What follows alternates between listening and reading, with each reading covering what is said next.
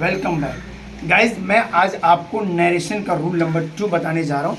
Already rule number 1 मैं आपको बता चुका हूँ, जिसमें आप बच्चों ने बहुत प्यार दिया, बहुत अच्छे से समझ गए। आज मैं आपको रूल नंबर 2 बता रहा हूँ। Believe me my dear friends, सिर्फ 5 मिनट आप हमको दीजिए, वीडियो को स्किप मत कीजिएगा और आज आप रूल नंबर 2 को हमेशा हमेशा के लिए आप लेकर जाएंगे। So without any further delay let's start the topic. My dear friends, आज हमारा टॉपिक है नरेशन को, अर्थात डायरेक्ट नरेशन को इनडायरेक्ट नरेशन में बनाने के लिए हमें चेंज करना होता है। नरेशन में हमें डीएन को इनडायरेक्ट नरेशन में बदलना होता है और आज मैं आपको बताने जा रहा हूँ रूल नंबर 2। रूल नंबर 2 हमारा कहता है बेटा, अगर डीएन में डायरेक्ट नरेशन में सेड आए तो इनडायरेक्ट में वो सेड में बदल जाएगा। टेल मी, किस में बदलेगा बेटा? सेड बदल जाएगा सेड में। अगर सेड 2 आए डीएन में डायरेक्ट नरेशन में तो इनडायरेक्ट नरेशन किस में बदलेगा? टोल्ड में बदल जाएगा। अगर डायरेक्ट नरेशन में इन्वर्टेड कॉमा दिया रहे तो वह इनडायरेक्ट नरेशन में डायरेक्ट नरेशन में इन्वर्टेड कॉमा बदल जाएगा, इनडायरेक्ट में डायरेक्ट में, जहां सेंस निकलेगा की का। सब्जेक्ट बदल जाएगा सन के फॉर्मूले के हिसाब से। Okay guys, so let's take an example. मैंने कहा, उसने कहा कि मैं तैयार हूं। उसने कहा कि मैं तैयार हूं। उसने कहा और है मेन में कि मैं तैयार हूं। इससे सिंबलाइज हुआ कि यह एक नरेशन है, क्योंकि इसमें 2 सब्जेक्ट आया, उसने और फीमेल। चलिए सबसे पहले इसे हम डायरेक्ट नरेशन में कन्वर्ट करेंगे, उसके बाद इनडायरेक्ट नरेशन।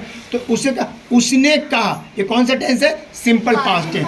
तो सी माना वो लड़की है, तो हमने कहा सी और कहा का सेड। क्या लगाया? सेड। क्या लगाया? सेड। और की के लिए लगाएंगे इन्वर्टेड कोमा, तभी यह डायरेक्ट नरेशन में कन्वर्ट होगा।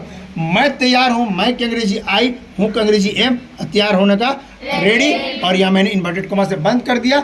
इन्वर्टेड कोमा में आ गया, मीन्स यह नरेशन डायरेक्ट नरेशन हो गया।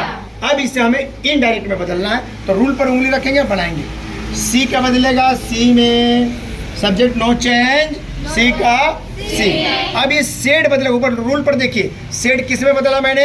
सेड में। तो सेड बदला सेड में। अब यहाँ रूल नंबर देखिए, इन्वर्टेड कोमा बदलेगा डायरेक्ट में।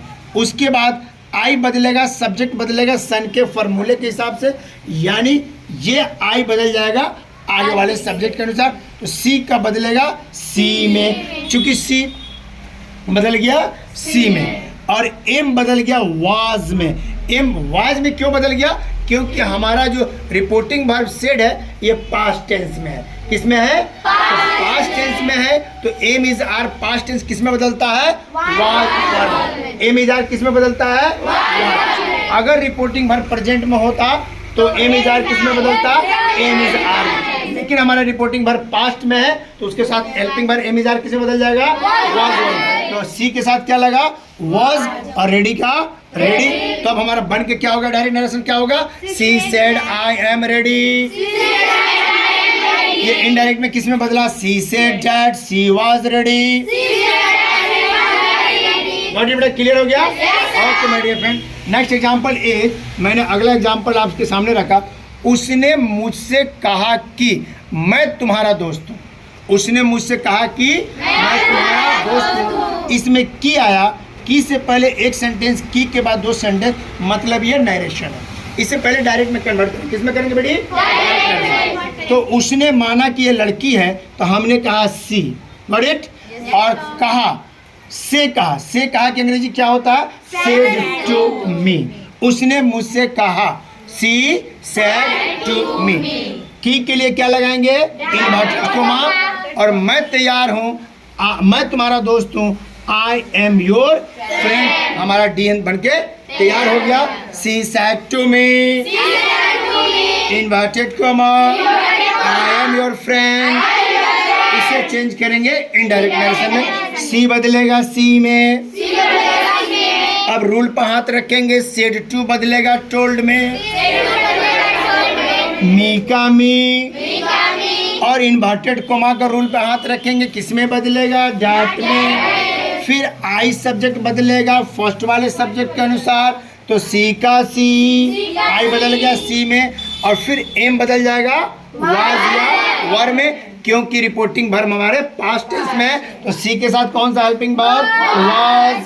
योर बदल गया माई में, योर बदल गया माई में, और फ्रेंड का फ्रेंड, तो क्या बदल गया? Thank you, thank you, thank you. Okay guys, तो एक बार फिर से रिकैप्चुलेट कर लेंगे। She said to me, I am your friend, she told me that she was my friend.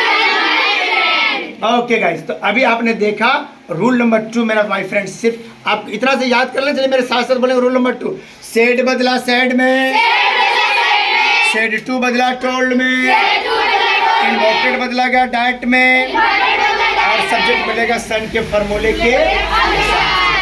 Okay guys, I hope कि आपको रूल नंबर 2 समझ में आ गया होगा। तो अब तक मैंने आपके सामने नरेशन के 2 रूल्स सामने रख दिया, और आई होप कि जितना रूल नंबर 1 को आपने पसंद किया, रूल नंबर 2 को भी आप पसंद करेंगे। वीडियो लंबी ना हो बेटा, इसलिए मैंने 2 एग्जाम्पल्स आपको लिया है। इस तरीके से आप ढेरों एग्जाम्पल लीजिए और बनाइए, डेफिनेटली आप नरेशन का मास्टर हो जाएंगे। कल मिलते हैं एक नए रूल के साथ, तब तक के लिए आप अपना बहुत बहुत ख्याल रखिएगा, मुस्कुराते रहिए, अंग्रेजी सीखते रहिए। Till then take care, bye.